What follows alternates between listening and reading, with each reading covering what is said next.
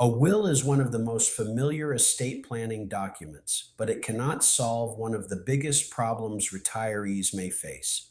What happens if you are alive but unable to manage your finances or make your own medical decisions?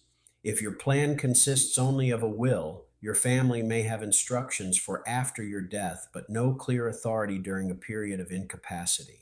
I'm Harvey Cox, a Texas estate planning attorney. In this video, I'll explain why a will by itself leaves a gap for many retired Texans. A will is part of the plan, but incapacity planning needs separate documents that work while you are still alive. The three documents I want retired Texans to understand are the medical power of attorney, the statutory durable power of attorney, and the directive to physicians.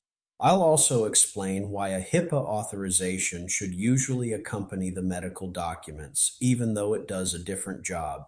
The first document is the medical power of attorney.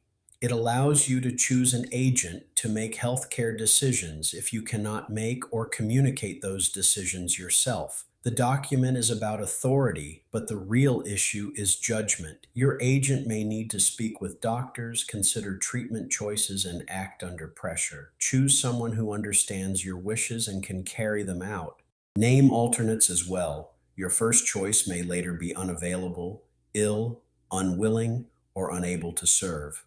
A document that names only one person can become weak if that person cannot act. The goal is not just to sign a document. The goal is to make sure the right people can act when help is needed. The HIPAA authorization is related, but it does a different job.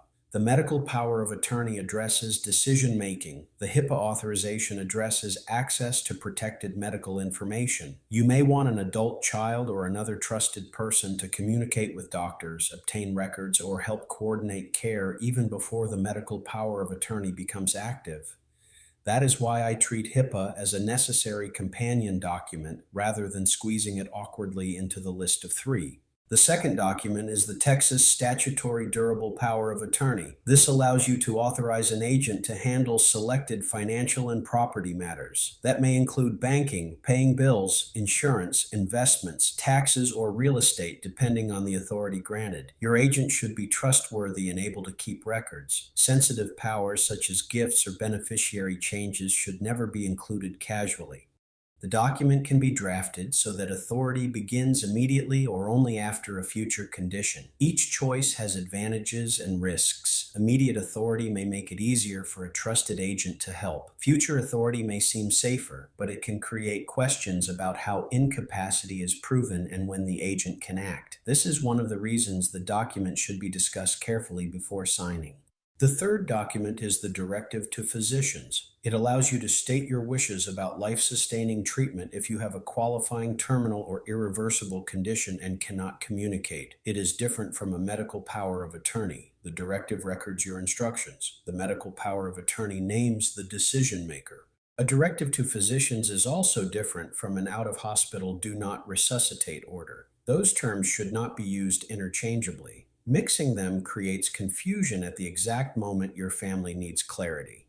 Several mistakes appear repeatedly. People name only one agent and no alternate. They use an old document that names a former spouse or someone who has died. They sign a financial power of attorney without understanding when it becomes effective or which powers it grants. They keep the documents where no one can find them, and they assume a downloadable form automatically creates a coordinated plan. If you already have these documents, review five things. First, are the named agents still the right people? Second, are alternates named? These two questions alone catch many weak plans. Third, does the financial document grant the authority your family may actually need? Fourth, does the directive to physicians still reflect your wishes? Fifth, do the right people know where the signed documents are kept? A plan locked in a drawer where no one can find it is only half useful.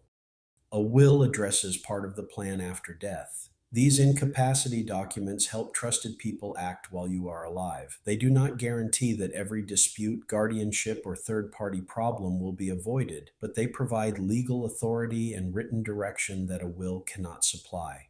To discuss your will, medical power of attorney, statutory durable power of attorney, HIPAA authorization, and directive to physicians, schedule a consultation with my office. Review these decisions before a crisis while you can still choose the people and instructions yourself.